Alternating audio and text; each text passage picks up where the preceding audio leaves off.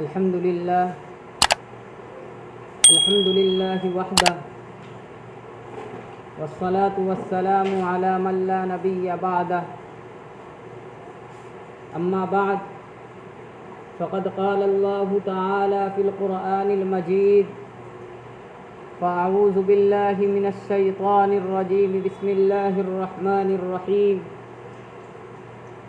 يا أيها الذين آمنوا كتب عليكم الصيام كما كتب على الذين من قبلكم لعلكم تتقون وقال النبي صلى الله عليه وسلم من صام رمضان إيمانا واحتسابا غفر له ما تقدم من ذنبه او كما قال علیہ الصلاۃ والسلام۔ فکر دنیا کر کے دیکھا ذکر عقبا کر کے دیکھ، فکر دنیا کر کے دیکھا ذکر عقبا کر کے دیکھ، سب کو اپنا کر کے دیکھا رب کو اپنا کر کے دیکھ۔ بہت دن سے مسلمان منتظر تھے جس مہینے کے، بہت دن سے مسلمان منتظر تھے جس مہینے کے، بڑی عظمت بڑی شوکت سے وہ رمضان آ پہنچا۔ میرے محترم بزرگوں اور دوستوں، اللہ تبارک و تعالی کا بے انتہا احسان و کرم ہوا کہ اس نے مجھے آپ حضرات کے سامنے نہایت ہی متبرک اور عظیم الشان رمضان شریف کی آمد پر چند منٹ بیان کرنے کا موقع عنایت فرمایا۔ دعا فرمائیں کہ اللہ تعالی مجھے صحیح بولنے کی توفیق عطا فرمائے اور ہم سب کو سننے سے زیادہ عمل کی توفیق بخشے۔ میرے بھائیوں، میں نے قرآن کریم کی ایک آیت تلاوت کی، یا ایھا الذین آمنوا کتب علیکم الصیام کما کتب علی الذین من قبلکم لعلکم تتقون۔ اے ایمان والوں، تم پر روزے فرض کیے گئے جیسا کہ تم سے پہلی امتوں پر فرض کیے گئے تھے، اور فرض کرنے کا مطلب یوں ہے، فرض کرنے کا مقصد یوں ہے تاکہ تم متقی بن جاؤ، تاکہ تم پرہیزگار بن جاؤ، تاکہ تم گناہوں سے اجتناب کر کے نیکی کی راہ پر چلنے والے بن جاؤ۔ میرے بھائیوں، رمضان المبارک کا مہینہ اسلامی کیلنڈر کے اعتبار سے بہت ہی مشہور و معروف مہینہ ہے۔ رمضان المبارک کا مہینہ ہمیشہ اہمیت کا حامل رہا ہے۔ رمضان کی فضیلت و برتری کو بتلانے کے لیے اتنا ہی کافی ہے کہ اللہ تبارک و تعالی نے اسے اپنا مہینہ قرار دیا۔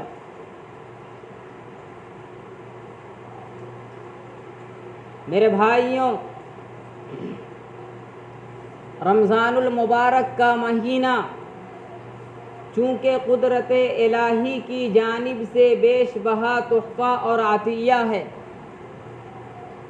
میں آپ کو بتاؤں کہ رمضان یہ عربی لفظ ہے، رمضان سے مشتق ہے۔ مشتق کا مطلب یوں ہے نکلا ہوا، آیا ہوا۔ رمضان سے نکلا ہوا ہے، ماخوذ ہے۔ رمضان کے معنی لغت کے اندر جلانے اور خاکستر کرنے کے آتے ہیں۔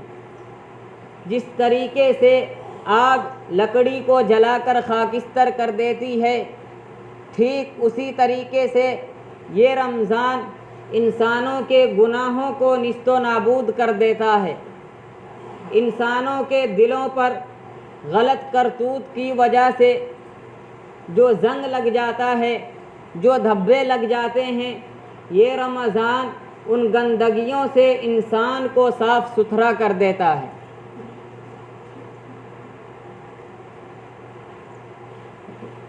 حضرت آدم علیہ السلام کو اللہ تبارک و تعالی نے جنت میں وہ پھل کھانے سے منع کیا،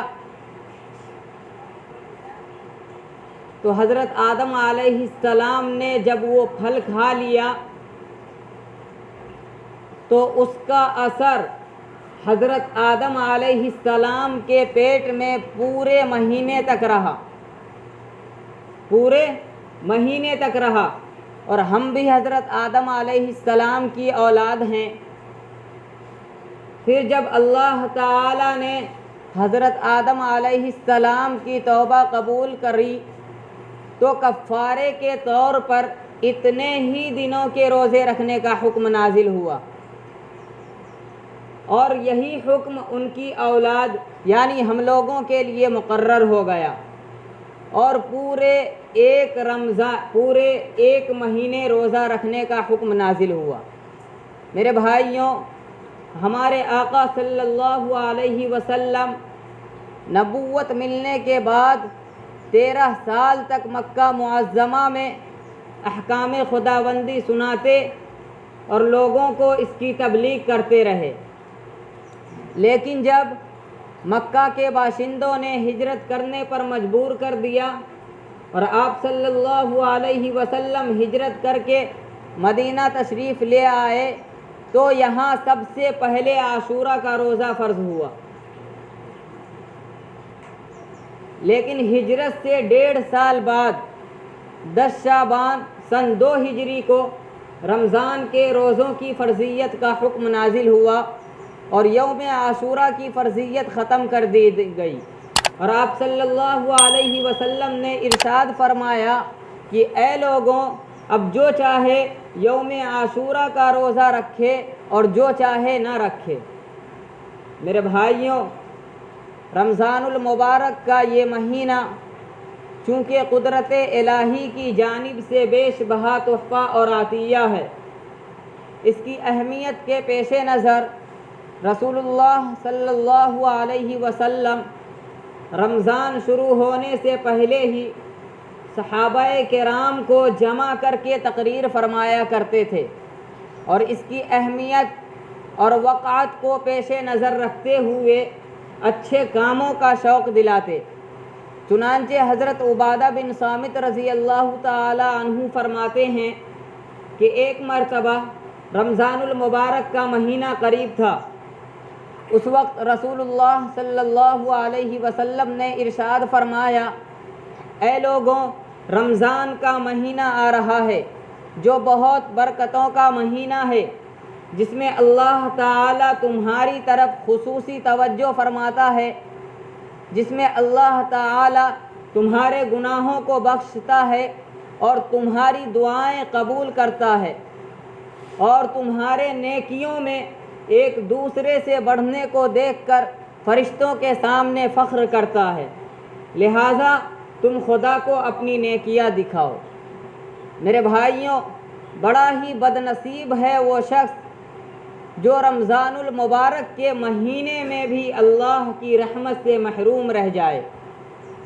پیغمبر علیہ السلام نے اس حدیث کے اندر فرمایا کہ اللہ تبارک و تعالی بندوں کی اطاعت کو دیکھ کر فرشتوں کے سامنے فخر کرتے ہیں۔ اس کا کیا مطلب ہے؟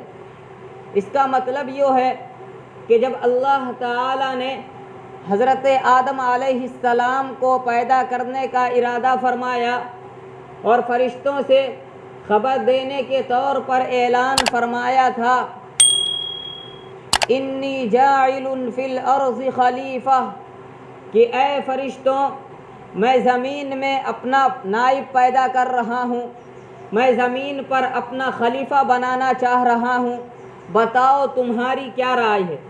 تو میرے بھائیوں، فرشتوں نے بیک زبان ہو کر کہا، قالوا اتجعل فیہا من یفسد فیہا ویسفک الدماء، کہ اے میرے پروردگار، اے میرے مالک، کیا آپ زمین میں ایسے لوگوں کو پیدا کریں گے جو آپ کی زمین میں فساد کیا کریں گے؟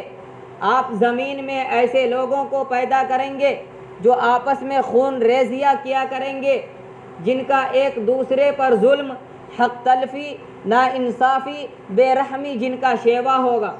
تو میرے بھائیوں، اللہ تبارک و تعالی نے کیا کہا؟ انی اعلم ما لا تعلمون، کہ فرشتوں جاؤ، تمہیں کیا خبر، میں وہ جانتا ہوں جو تم نہیں جانتے ہو، مجھے ان تمام چیزوں کی خبر ہے جسے تم نہیں جانتے ہو۔ آج جب یہ اس کے بندے اللہ تعالیٰ کی اطاعت کرتے ہیں، فرما برداری کرتے ہیں، تو اللہ تبارک و تعالی یہ فخر محسوس کرتے ہوئے فرشتوں سے کہتے ہیں کہ اے فرشتوں، دیکھو یہ وہی بندے ہیں جس کے بارے میں تم نے فتنہ و فساد کا اندیشہ ظاہر کیا تھا۔ میرے بھائیوں، ذرا غور کیجئے کہ آج ہم تھوڑی سی نیکی کر کے اللہ تعالیٰ کے کتنے مقبول اور پیارے بن جاتے ہیں۔ اگر اب بھی ہم اپنے آرام و راحت میں لا کر اطاعت و فرما برداری میں اور نیکیوں میں غفلت شعاری سے کام لیا تو کتنا بڑا نقصان ہوگا اور کتنے قیمتی وقت کو ہم ہاتھ سے کھو دیں گے۔ حدیث پاک میں فرمایا گیا کہ جب رمضان المبارک کا چاند نکلتا ہے تو اللہ تبارک و تعالی حضرت جبرائیل علیہ السلام سے فرماتے ہیں کہ اے جبرائیل، حوران بہشت کو یہ حکم دو کہ وہ زیب و زینت اختیار کرے، اور ان کو یعنی اہل آسمان اور اہل زمین کو یہ خبر دو کہ رمضان المبارک کا مہینہ آ رہا ہے، جو شخص اس مہینے کی تعظیم کرے گا وہ بخشا جائے گا، اور شیطانوں کو قید کر دو تاکہ روزے دار گناہوں سے بچ سکے۔ میرے بھائیوں، میں آپ کو ایک واقعہ بتاتا چلوں کہ ایک مرتبہ حضرت علی کرم اللہ وجہہ زیارت قبر کے لیے ایک قبرستان تشریف لے گئے۔ وہاں ایک تازہ قبر پر نظر پڑی، آپ کو اس کے حالات معلوم کرنے کی خواہش ہوئی اور عرض کیا، یا اللہ مجھے ان کے حالات پر مطلع فرما۔ فوراً دربار الہی میں آپ کی التجا سنی گئی اور آپ کے اور اس مردے کے درمیان جتنے پردے حائل تھے تمام اٹھا دیے گئے۔ اب کیا دیکھتے ہیں؟ اب ایک ہیبت ناک منظر اور ڈراؤنی منظر دیکھتے ہیں کہ مردہ آگ کی لپیٹ میں ہے اور رو رو کر فریاد کر رہا ہے کہ اے علی، میں آگ کی لپیٹ میں ہوں، آگ مجھے جلا رہی ہے، مجھ پر رحم فرمائیے اور مجھے اس ہولناک عذاب سے نجات دلائیے۔ میرے بھائیوں، اس وحشت ناک منظر اور مردے کی چیخ و پکار اور دردناک فریاد کو سن کر حضرت علی کرم اللہ وجہہ بے قرار ہو جاتے ہیں۔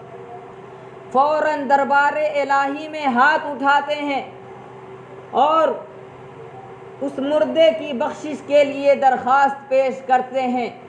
غیب سے آواز آتی ہے کہ اے علی، آپ اس کی بخشش، آپ اس کی سفارش نہ فرمائیں، کیونکہ یہ رمضان المبارک میں روزے رکھنے کے باوجود رمضان المبارک کی بے حرمتی کرتا تھا، رمضان المبارک کی تعظیم نہیں کرتا تھا۔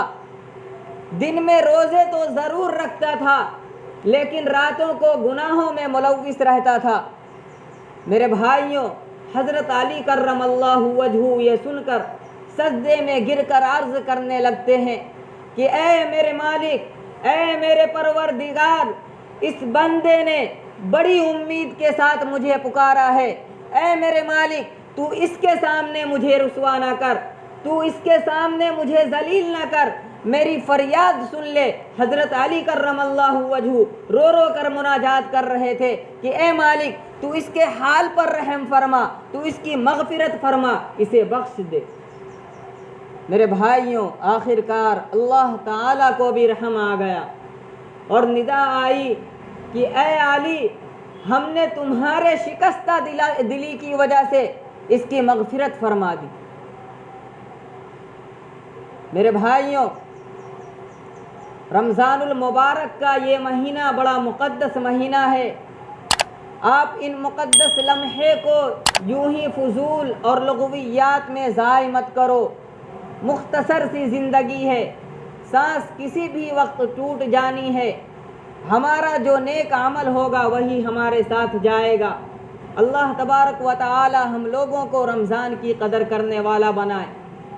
ایک مرتبہ حضرت موسیٰ علیہ السلام نے اللہ تعالی سے پوچھا کہ اے اللہ، جتنا میں آپ کے قریب ہوں، کیا کوئی اور اتنا قریب ہے؟ میں آپ سے بات کر سکتا ہوں، کیا اتنا کوئی اور قریب ہے؟ اللہ تبارک و تعالی نے فرمایا کہ اے موسیٰ، آخری وقت میں محمد صلی اللہ علیہ وسلم کی ایک امت ہوگی جو خشک ہونٹوں، پیاسی زبان، سوکھی آنکھ اور بھوکے پیٹ جب افطار کرنے بیٹھیں گی تو اس وقت میں اس کے بہت زیادہ قریب ہوں گا۔ اے موسیٰ، میرے اور تمہارے درمیان 70 پردے حائل ہیں، لیکن جب وہ بھوکے پیٹ افطار کرنے بیٹھیں گے تو میں اس کے اتنا قریب ہوں گا کہ ایک بھی پردہ میرے اور اس روزے دار کے درمیان نہیں ہوگا، اور اس وقت وہ جو مانگیں گے، جو سوال کریں گے، اس کو قبول کرنا، اس کو عطا کرنا میری ذمہ داری ہوگی۔ روزے دار کی اتنی بڑی فضیلت ہے۔ بس میں ایک واقعہ سنا کر کے اپنی بات ختم کروں گا۔ ایک مرتبہ ایک اللہ والا، ایک فقیر، ایک مجذوب ایک بازار میں کھڑے ہو کر رو رہے تھے۔ اچانک ان کے پاس سے ایک اجنبی شخص کا گزر ہوا اور اس نے دریافت کیا کہ بابا تم یہاں کیوں رو رہے ہو؟ تو اس اللہ والے نے جواب دیا کہ میرا آج پلان بنا تھا، میرا یہ ارادہ بنا تھا کہ میں آج ان بازار والوں کی اور رب کی صلح کروا دوں۔ کہا پھر کیا مسئلہ بنا؟ کہا وہ تو مانتا ہے پر یوں نہیں مانتے۔ وہ کہتا ہے ان کو لے آ میری چوکھٹ پر، ایک آنسو سے ان کے گناہ دھو ڈالوں گا، ان کے خطاؤں کو نیکیوں میں تبدیل کر دوں گا، ان کے گناہوں کو بخش دوں گا، ان کو اتنا ثواب دوں گا کہ یہ جنت کے اندر ابدی نعمتیں حاصل کر رہے ہوں گے۔ لیکن یوں ہے کہ مانتے نہیں، مجھے ان کے حال پر رونا آ رہا ہے۔ پھر وہی بابا، وہی مجذوب، وہی فقیر ایک قبرستان میں کھڑے ہو کر ایک دن رو رہے تھے، اور پھر وہی اجنبی شخص کا اس قبرستان سے گزر ہوا اور اس نے اس فقیر کو روتے ہوئے دیکھ کر پھر کہا کہ بابا آپ تو بڑے عجیب ہو، آپ بازار میں بھی روتے ہو اور قبرستان میں بھی رو رہے ہو، آخر کیا بات ہے، کیا مسئلہ ہے؟ تو اس فقیر نے کہا کہ آج میرا یہ ارادہ بنا تھا کہ ان قبرستان والوں کی اور رب کی صلح کروا دوں۔ تو اس نے کہا کہ آج کیا مسئلہ بنا؟ کہا آج یہ مانتے ہیں وہ نہیں مانتا۔ میرے بھائیوں، قبل اس سے کہ وہ ماننے سے انکار کر دے، توبہ کا دروازہ بند ہو جائے، اس سے پہلے ہی ہم اپنے رب سے سچی پکی توبہ قبول کریں۔ پورا سال ہم نے غفلت میں زندگی گزارا، اب وقت آ گیا ہے 1 مہینہ ہم اس کی تلافی کریں، ہم اس کی تلافی کر لیں۔ ہم نے اللہ تعالیٰ کے احکامات کو پامال کر کے زندگی بسر کیا ہے، اب اس مہینے کے اندر اللہ تبارک و تعالیٰ سے مغفرت کی دعا کریں، اللہ تبارک و تعالیٰ سے مغفرت کی دعا کریں، اور دل کے اندر یہ پختہ ارادہ کر لیں کہ اگر ہمارا دل، ہمارا خیال گناہوں کے اوپر ابھرتا ہے تو ہم اسے پختہ ارادہ کی تلوار سے کاٹ دیں گے، اور عہد کریں کہ اب ہمارا قافلہ نیکی کی طرف روانہ ہوگا، نیکی کی طرف روانہ ہوگا اور برائی کے ہر ایک کام کو ہم جڑ سے ختم کریں گے، جڑ سے ختم کریں گے۔ اللہ تبارک و تعالیٰ سے دعا ہے کہ اللہ تبارک و تعالیٰ ہم لوگوں کو رمضان کی قدر کرنے والا بنائیں۔ آمین۔ وآخر دعوانا الحمد للہ رب العالمین۔